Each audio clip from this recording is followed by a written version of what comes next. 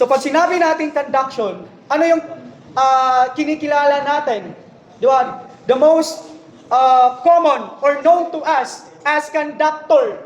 Ano? Conductor of heat. Anong bagay yung tinuturing natin na conductor of heat? Ano? Very good. Metal.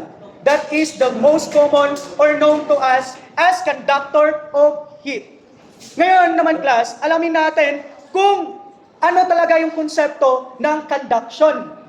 Okay? Pag sinabi natin conduction, it is the transfer of heat to a particular object. Halimbawa natin dito, yung minensyon ng kaklase nyo, yung metal.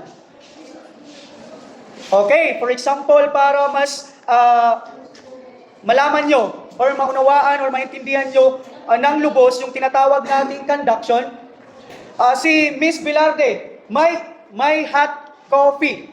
Diba hot coffee? That hot coffee, inilagay niya, nakalimutan niya, diba yung panghalo niyang spoon, nakalimutan niyang kunin. Ano yung mangyayari sa spoon? Na-transfer ang heat spoon. Likewise, yung spoon na nakalimutan ay paghawak niya ay mainit na. Yung transfer of heat to that particular spoon or object ay tinatawag nating conduction. Nakuha ba? Okay, another example. Yung ating, pareho lagi ang mga konsepto. 3 hot glasses. Diba? Tulong na baso nga may lamang mainit na tubig. But, iba-iba yung ilalagay natin doon. Iba-iba yung ilalagay natin doon. Una, yung spoon, kukuha ka ng margarine or butter. Then, babalik taro natin, ibubutang ito nga nga, hot glass of water.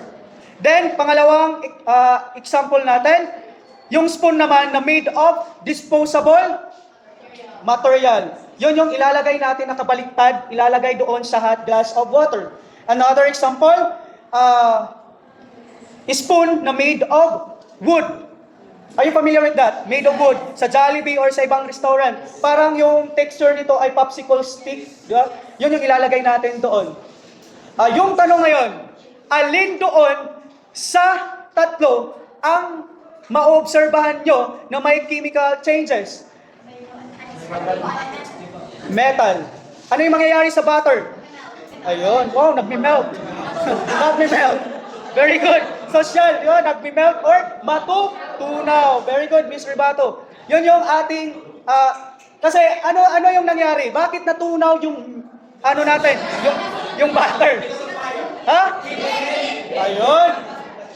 Yung heat, saan galing yun? Sa hot water na nasa baso. Nag-transfer ang heat ngadto aton spoon, metal spoon. Kaya yun yung nakakos na mag-melt or matunaw yung butter or margarine. Very good, di ba? Anong tawag natin doon? Na nag-transfer yung heat to the spoon. Ano yun? Conduction. Very good. May nagtanong kanina, class, Sir, how about the electricity? May heat ba yung electricity daw kuno, sir? Very good. Kasi bawal yung class gamitin yung metal towards kapag may daan sa electricity. Anong mangyayari sa'yo? Magre-regi-regi ka kaya. Di ba? Mag-epileptic attack. Kurog-kurog, di ba? Nanginginig. Kasi yung metal, conductor ng electricity. Matik yan. Did you observe that your phone, kapag nag-charge ka, nag-iinit? Kasi nga, yung electricity, may heat yan. Kasi yung electricity, yan din yung minsan cause of fire.